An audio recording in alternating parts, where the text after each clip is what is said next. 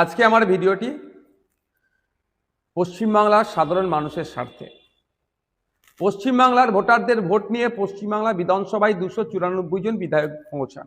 তার মধ্যে কেউ স্পিকার হন, কেউ ডেপুটি স্পিকার হন, কেউ ক্যাবিনেটের মিনিস্টার হয়, কেউ বিরোধী দলের লিডার অফ অপোজিশন হয়, বা আমাদের মতো সাধারণ বিধায়ক হিসাবে আমরা যাই। কিন্তু আমরা সেখানে গিয়ে আমাদের পারফরমেন্স কি, আমরা কি আমাদের নির্বাচনী ক্ষেত্রের জন্য বলছি, আমাদের নির্বাচনী ক্ষেত্রের সমস্যাগুলি কি কি, সেইগুলো কি আমরা উত্থাপন করছি?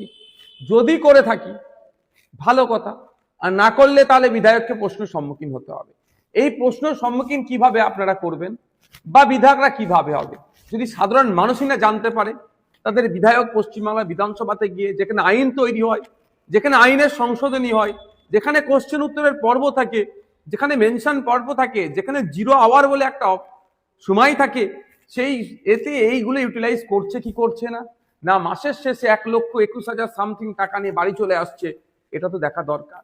সেই জন্যই বলবো, আমিও দাবি তুলছি, পশ্চিমবাংলার সাধারণ মানুষের কাছে অনুরোধ, আমার দাবি তুলুন, মুখ্যমন্ত্রী স্পিকার স্যারের কাছে দাবি তুলুন যে অবিলম্বে পশ্চিমবাংলায় লাইভ টেলিকাস্টের ব্যবস্থা করতে হবে। অ্যাসেম্বলি হাউসে সরাসরি লাইভ, যেটাকে বলা হয় সম্প্রচারের ব্যবস্থা করতে হবে পশ্চিমবাংলা বিধানসভা থেকে।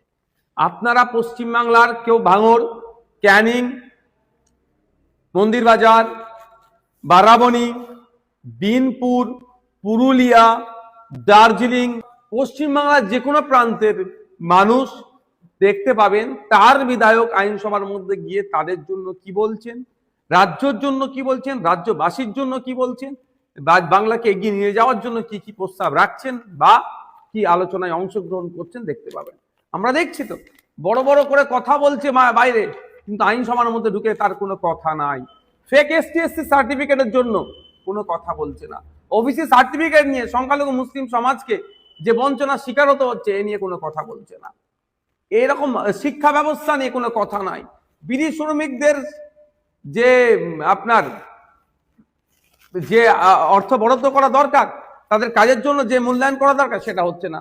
চা শ্রমিকদের জন্য কোনো কথা নাই, দর্জি শ্রমিকদের জন্য কোনো কথা নাই, জরি শ্রমিকদের জন্য কোনো কথা নাই, পরিযায়ী শ্রমিক তথা রাজমিস্ত্রি, কাঠের মিস্ত্রি, সুতোর মিস্ত্রি, রং মিস্ত্রি, যেগুলো যা আছে তাদের জন্য কোনো কথা নাই। স্কুল বন্ধ হয়ে যাচ্ছে, কোনো কথা নাই। আর বাইরে অনেক কথা গল্প শোনাচ্ছে, এগুলো সরাসরি দেখা দরকার।